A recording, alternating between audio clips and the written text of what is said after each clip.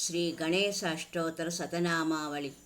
ఓం శ్రీ గజాననాయ నమః. ఓం శ్రీ గణాధ్యక్షాయ నమః. ఓం శ్రీ విఘ్నరాజాయ నమః. ఓం శ్రీ వినాయకాయ నమః. ఓం శ్రీ ద్వైమాతురాయ నమః. ఓం శ్రీ ద్విముఖాయ నమః. ఓం శ్రీ ప్రముఖాయ నమః. ఓం శ్రీ సుముఖాయ నమః.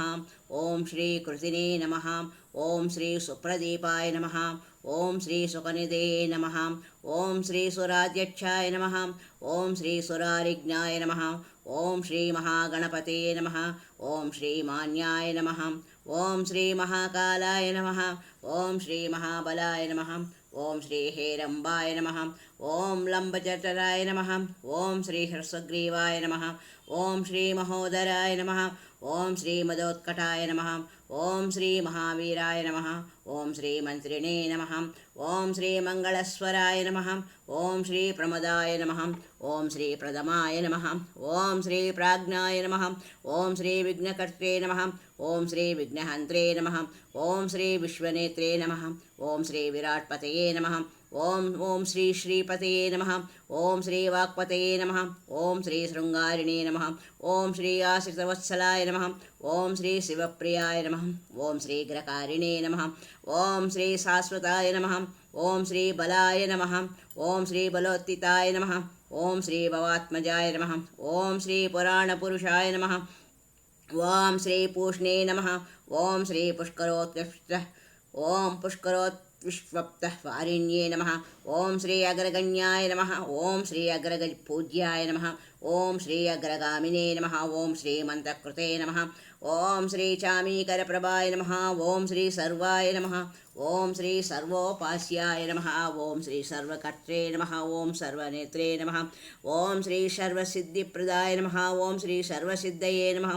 ఓం శ్రీ పంచహస్తాయ నమః. ఓం శ్రీ పార్వతీనందనాయ నమః.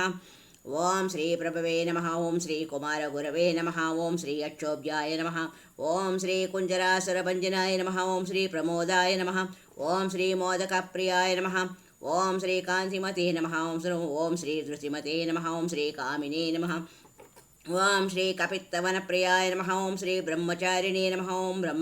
ఓం శ్రీ బ్రహ్మరూపిణే నమః. ఓం శ్రీ బ్రహ్మ విద్యానిదానభువే నమః. ఓం శ్రీ జిష్ణవే నమః. ఓం శ్రీ విష్ణుప్రియాయ నమః. ఓం శ్రీ భక్తజీవితాయ నమః. ఓం శ్రీ జితమన్మదాయ నమః. ఓం శ్రీ ఐశ్వర్యకారణాయ నమః.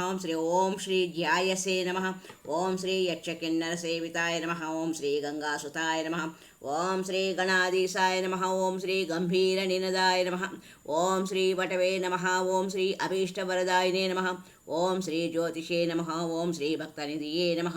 ఓం శ్రీ భావగమ్యాయ నమః. ఓం శ్రీ మంగళప్రదాయ నమః. ఓం శ్రీ అవ్యక్తాయ నమః. ఓం శ్రీ అప్రాకృత పరాక్రమాయ నమః. ఓం శ్రీ సత్యధర్మిణే నమః. ఓం శ్రీ సకయే నమః. ఓం శ్రీ సరసాంబునిధియే నమః. ఓం శ్రీ మహేశాయ నమః. ఓం శ్రీ దివ్యాంగాయ నమః. ఓం శ్రీ మణికింకిణీ మేకలాయ నమః. ఓం శ్రీ సమస్తదేవతామూర్తయే నమః. ఓం శ్రీ సహిష్ణవే నమః. ఓం సతతోత్థితాయ నమః. ఓం శ్రీ విఘాతకారిణే నమః. ఓం విశ్వదృశే నమః. ఓం శ్రీ విశ్వరక్షాకృతే నమః. ఓం శ్రీ కళ్యాణగురవే నమః. ఓం శ్రీ ఉన్మత్తవేషాయ నమః. ఓం శ్రీ అపరాజితాయ నమః. ఓం శ్రీ సమస్తజగదాధారాయ నమః. ఓం శ్రీ సర్వేశ్వర్యప్రదాయ నమః. ఓం శ్రీ అక్రాంతచిదచిత్ప్రభవే నమః. ఓం శ్రీ విఘ్నేశ్వరాయ నమః. ఓం శ్రీ విఘ్నేశ్వరాయ నమః. ఓం శ్రీ విఘ్నేశ్వరాయ నమః. ఏతి శ్రీ గణేశాష్టోత్తర శతనామావళి సంపూర్ణం. ఇవాళ సంకటహర చతుర్థి కాబట్టి గణపతిని ప్రార్థించుకుంటున్నాము. ప్రతి సంకటహర చతుర్థి రోజు గణపతి ఆరాధన చేసినచో మీకు కలిగిన ఇబ్బందులన్నీ తొలగుతాయని శాస్త్రవాక్యం. ఓం గం గణపతయే నమః. ఓం గం గణపతయే నమః. ఓం గం గణపతయే నమః. సర్వే జనా సుఖినో భవంతు. లోకా సమస్తా సన్మంగళాని సంతు. హరి ఓం తత్సత్.